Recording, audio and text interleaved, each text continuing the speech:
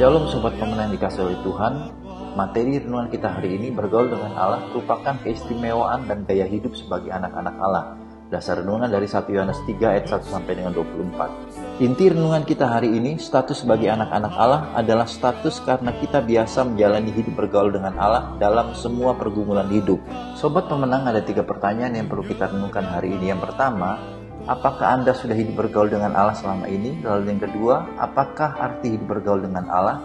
Lalu yang ketiga, apakah pantas jika kita tidak bisa bergaul dengan Allah, lalu kita menyebut diri sebagai anak-anak Allah? Saya bersyukur punya Allah yang hebat. Waktu Allah ingin menyelamatkan manusia, Allah membangun jembatan. Dia ingin bergaul dengan kita. Dia ingin membangun relasi yang intim dengan kita. Manusia adalah makhluk sosial. Dengan siapa bergaul, demikianlah karakternya. Dengan siapa dia bergaul, demikianlah ia membangun masa depannya. Pergaulan kita dengan Allah di bumi ini akan menghadirkan nilai-nilai surgawi di bumi ini, atau yang disebut dengan kerajaan sorga. Kerajaan sorga itulah imbas, akibat kita bergaul erat dengan Allah, pemilik sorga. Saudara rindu keluarga saudara, rumah tangga saudara, ada kerajaan sorga? Kasih tahu, aku harus bergaul dengan Allah.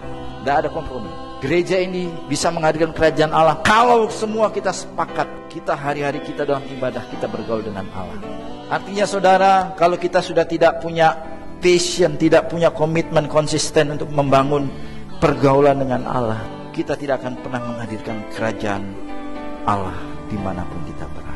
Pergaulan kita dengan Allah nantinya secara pasti akan bawa kita ke sorga, tempat di mana Allah bertahta dalam kekekalan dan kekudusan. Jadi saudara, jangan pernah bermimpi kau masuk sorga dengan berkata saya percaya Yesus, tapi engkau menjalani hari-harimu tidak bergaul dengan Allah. Dalam Yohanes 15 ayat 1 sampai dengan 8, Tuhan Yesus adalah pokok anggur dan kita adalah, itu bicara tentang pergaulan, relasi. Dalam kekristenan, pergaulan dengan Tuhan merupakan prioritas dan dasar menjalani kekristenan yang sejati.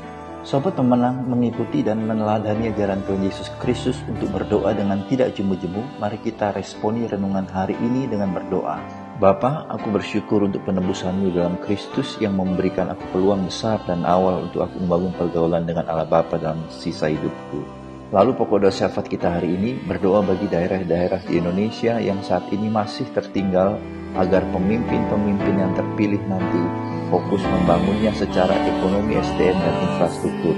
Salam pemenang dalam Kristus, Tuhan memberkati.